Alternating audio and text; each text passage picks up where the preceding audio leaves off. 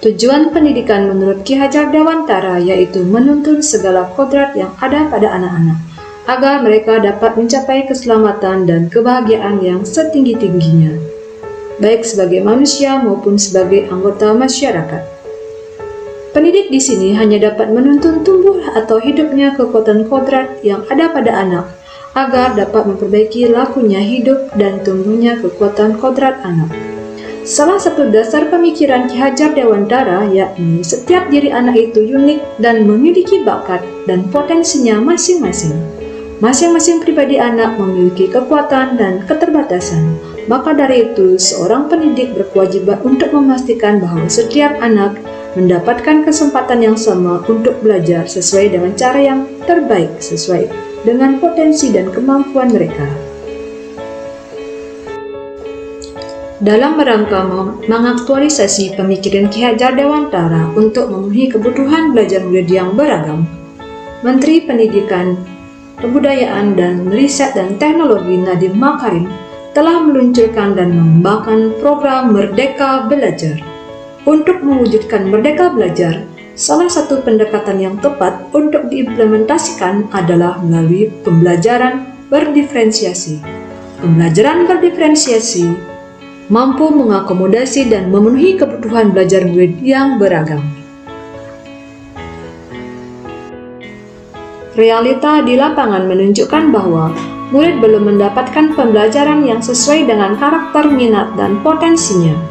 Hal ini disebabkan karena guru tidak mampu menunjukkan perannya yang fundamental untuk mendesain pembelajaran yang berpihak pada murid dan menciptakan merdeka belajar yang sesuai dengan pandangan pendidikan menurut Ki Hajar Dewantara. Akibatnya, murid kurang mampu menampilkan kemampuan dan potensinya secara maksimal. Berpijak dari realita tersebut, untuk menciptakan pembelajaran yang memenuhi kebutuhan murid yang beraneka ragam demi tercapainya merdeka belajar, saya memformulasikan sebuah strategi pembelajaran yang bernama Ayo Berdikari.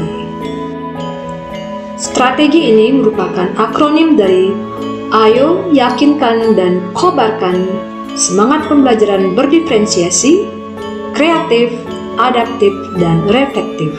Saya merancang pembelajaran dengan prinsip-prinsip pembelajaran berdiferensiasi di mana dalam prosesnya akan mampu menggugah kreativitas murid dalam menampilkan hasil belajarnya. Tentunya juga pembelajaran tersebut disesuaikan dengan keadaan dan kondisi murid dan lingkungannya.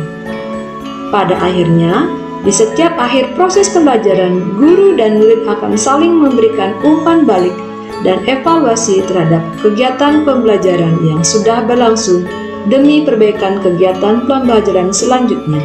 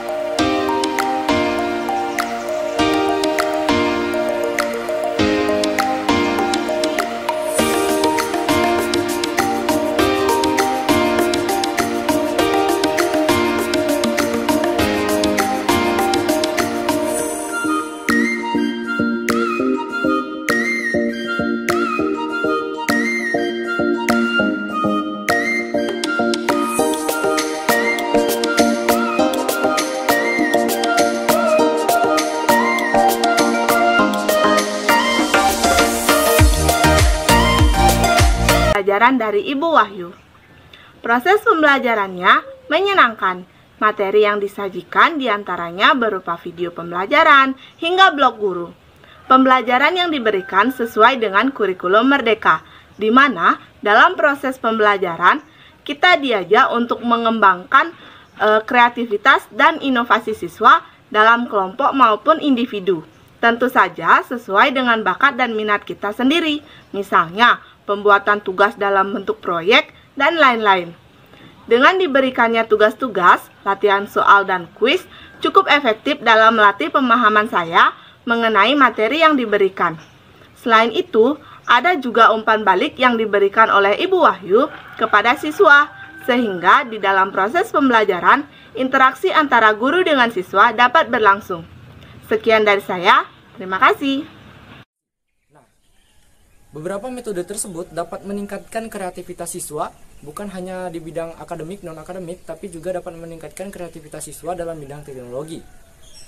Nah, metode pembelajaran yang seperti ini itu sangat diperlukan untuk menuntun siswa sebagai generasi muda untuk pembangunan negara menjadi yang lebih maju.